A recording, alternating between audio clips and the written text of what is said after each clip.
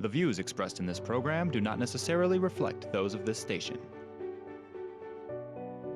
Welcome to Insights into Northeast Michigan, a WBKB News public affairs program. Insights deals with the issues affecting those in the community as well as Northeast Michigan and the state. And now, Insights into Northeast Michigan.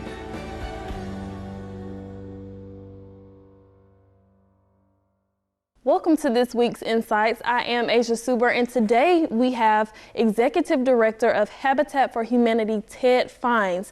He is going to be talking to us about the organization and what the fire did that destroyed everything. How are you doing today? Tired. I can imagine. Yeah, even after a week, it's been a roller coaster up and down. Definitely has been.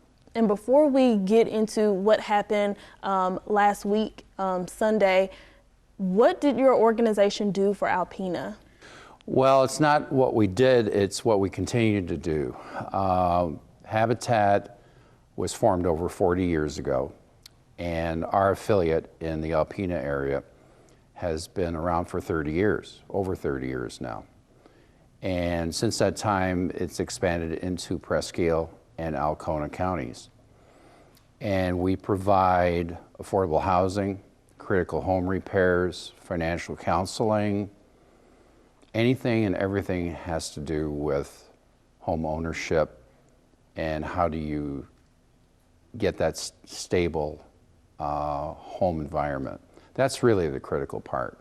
There's so many people out there that are in need of affordable housing. And the mission of Habitat is one of to see a world where everyone has a place, a decent place to live. And I know that the organization is very volunteer-based. So how do people get involved with Habitat for Humanity? We have a volunteer coordinator, Joy Rocket, that can be contacted at our office. Our offices are at First Presbyterian Church at Long Rapids Road and West Chisholm, 1600 West Chisholm, and Monday through Friday, 9 o'clock to 5 o'clock. And you can contact me or you can call 989-354-5555 and it will prompt you to make my office, the office manager, the assistant office manager, or the volunteer coordinator. And we can get you any and all information, or just drop by the office. And with that, let's say if someone is looking for a home or home repair, how does that process work? Well, we have them fill out, the first thing is to fill out the application. Get your hands on an application and fill it out.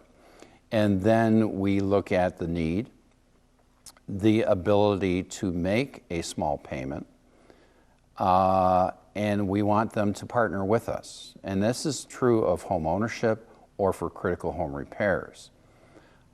We like to use the phrase, we like them to have a little skin in the game. So not only do they receive and have this work done by volunteers with Habitat's help, but we ask them to volunteer on the next job. So it's like a small pyramid. And so you've got all these people, volunteers, helping continuously.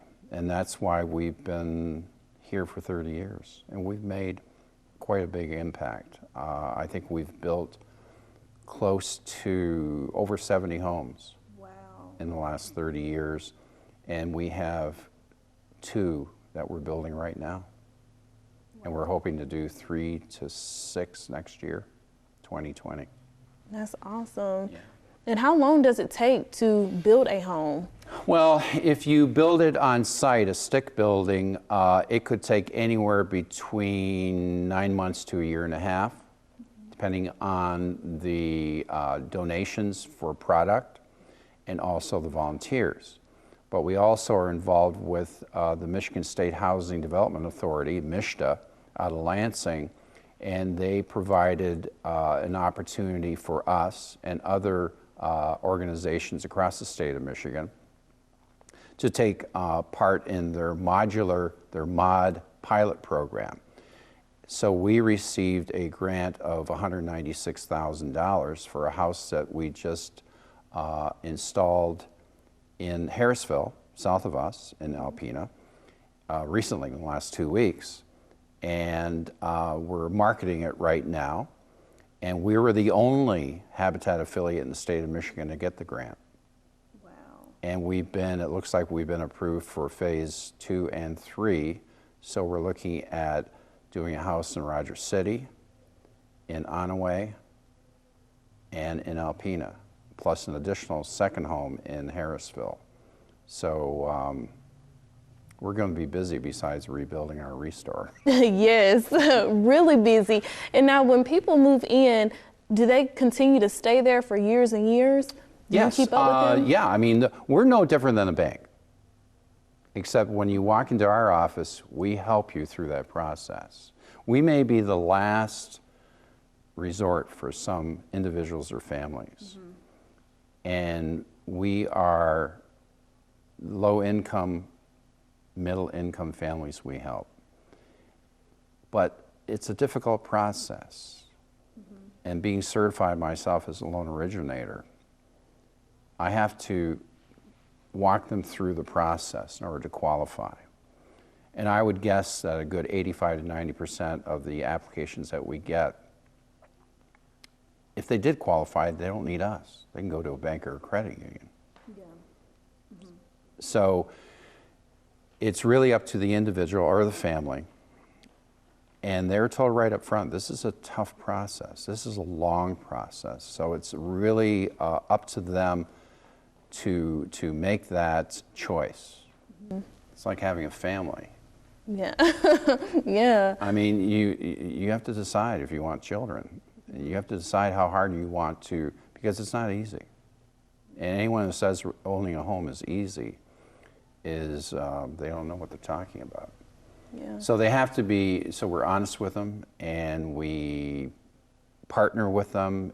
And so there's a roller coaster there also, emotionally.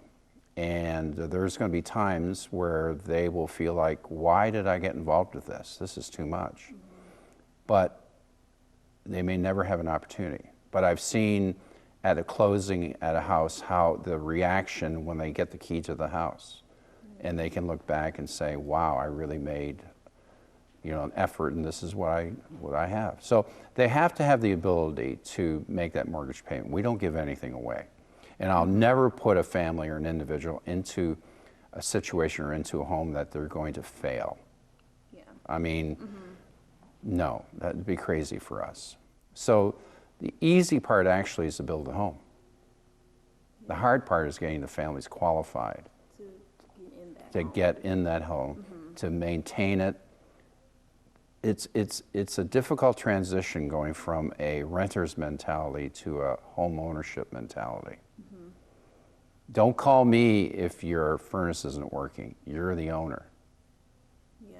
Rather than calling the landlord saying, hey, then, you fix it. Right? Yeah. So it's a big transition. And then we work with them so it's not just buying a home. It's educating yourself about home ownership. You don't learn that in high school. Yeah. I can agree to that. Yeah. So I know it's a lot of hard work, but it seems that it's really rewarding in the end. But we have to take a short break, but don't go anywhere. We are going to be talking about the fire that happened last Sunday. Stay with us.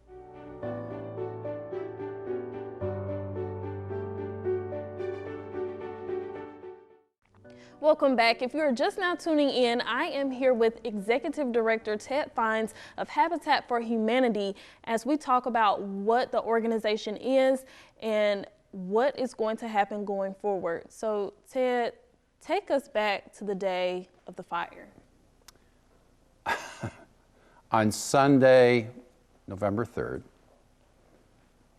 I'm having breakfast with my wife, and we live in Alcona County, south of here. And I get a call at, I think it was about 6:18 in the morning from Patrick Haggerty, who is the Executive Director of Community Foundation of Northeast Michigan. And I know Patrick through Community Foundation, also Rotary Club. And I'm looking at the phone, it says Patrick Haggerty, and so I picked it up. I said, "Hi, Pat, what's up?" He says, "Do you own that building at 5th and Chisholm?" And I said, "Yeah." He says, "It's on fire, and it's bad." I felt like somebody kicked me in the stomach. So, being as I was in my pajamas, and the time had just changed from the day before, you know, you're adjusting yourself. So I ran out of the house and drove up actually, and once I hit Ripley and US 23, and I could see the smoke, I called my wife and I said, "It's gone." I mean, you could just see, it was terrible. So as I got closer, you could see the flashing lights, and I parked the car on 5th Street and walked towards it, introduced myself to the police officer and the firemen, and it was still dark. And the flames were shooting up 20, 30, 40 feet up in the air. And you could hear the popping and the crashing, and I mean, the roof of the biggest area, about 8,900 square foot, the domed roof, was just starting to collapse in. And that was about 6:45 in the morning. So by about 11:30, things had kind of settled down. We had a fire barrier between the oldest part of the building, which was built in around 1890, 1895, the 2-story. And you could start seeing smoke coming out of the windows. And we said, "Oh my goodness, it's migrating. It's like water seeking its lowest spot." Well, it's finding its highest spot with fire. And another thing with fire, I mean, it was amazing. I think there were 50,000 gallons of water that they used. There were about 45 firemen there from Alpena and Alpena Township fire stations. And they spent all day. They were there 12 plus hours. And it was exhausting. It was exhausting for me. And they're wearing all that heavy protective clothing. And 2 of the firemen were injured. One of them a little bit more seriously than the other, but they're okay. And then the fire got into the 2nd story, and I said, "Can we save the records? They're in a couple of filing cabinets." So they went in. I directed them where it was, and they walked in and pulled out a couple of filing cabinets, and it just started on fire. So it was a long day. It's been very traumatic for a lot of people, not only Habitat staff, and people have been shopping there for years and years and years, but for the whole community. But in response, it's been very humbling, the response of the community. And one of the first things, I think it was Monday or Tuesday, I got a call from Home Depot saying, "Hey, can you come down here, and we got a surprise for you." I said, "Oh, okay." So I don't owe them anything, so I guess, okay, I'll come down. And they presented us with a $22,000 grant to replace some of the, we lost all our equipment, our construction equipment, it's gone. A lot of the product that we had for the houses, for our new houses, gone. Consignments, gone. All the donated furniture, et cetera, gone. I mean, it's a major, major, major loss. And I'm not talking about $1,000 or $10,000, even $100,000. We're talking a whole lot more than that. But the impact was terrible, but the response has been incredible. DTE Energy Foundation issued us a grant for $10,000. I found out through the CEO, president of Habitat Michigan, Sandy Pearson, that I was supposed to be down in Lansing Tuesday, Wednesday, Thursday, and I couldn't go because of circumstances for their Habitat conference called their AIM conference, Affiliates in Motion conference. And she sent me a text saying the main speaker from DTE just announced that they were contributing $10,000 to our affiliate in Alpena. And we've gotten monies donated through the Community Foundation. And we're going to have a fundraiser. I got contacted, I think it was Tuesday or Wednesday of this past week, that the Aplex is going to put on a fundraising event on November 30th, starting at 6 o'clock. $5 to get in, donation 6 to 10 o'clock. So I don't have much more information than that, but as it develops, we'll be sending out through the mass social media what's going on. Ramada Inn, across the street from our offices at First Presbyterian Church, also put on a fundraiser. Churches have been calling, saying, you know, we're going to raise money today, Sunday, and we're going to send it to you. So it's been emotionally, I've tried to hold my emotions or not show my emotions the best I can, but that's why I go home and I have my private area. I have to think about it. So it's been difficult. It's been difficult, but I have great staff, and our board is great, and they're engaged. And so we will rise from the ashes, as they say, the phoenix. Yes. It's so empowering. Even that day, was anything salvageable? Not really. No. And even I was wearing a jacket I just purchased the day before, a work jacket, and I can still smell the smoke on that jacket. And when I go to my office, it now smells like the Restore burned down. As far as items, no, not really, because they were drenched with 50,000 gallons of water and all the smoke and all the debris. And I must say that this is going to be a long process. There's going to be issues as far as getting rid. I mean, look at the weather that's going to come up here. Snow and cold and ice. And we're going to have to get rid of everything on site. Tear down what's there, remove it, fill in the basement, and hopefully rebuild. But it's not going to happen anytime soon. We're going to have to raise the monies. Insurance will cover part of it. And we will have to reach out to the community, and we will rebuild. But it's going to take time. It's going to take time. Well, we are heading into our last break, but don't go anywhere. We are going to be talking about what's happening next. Stay with us.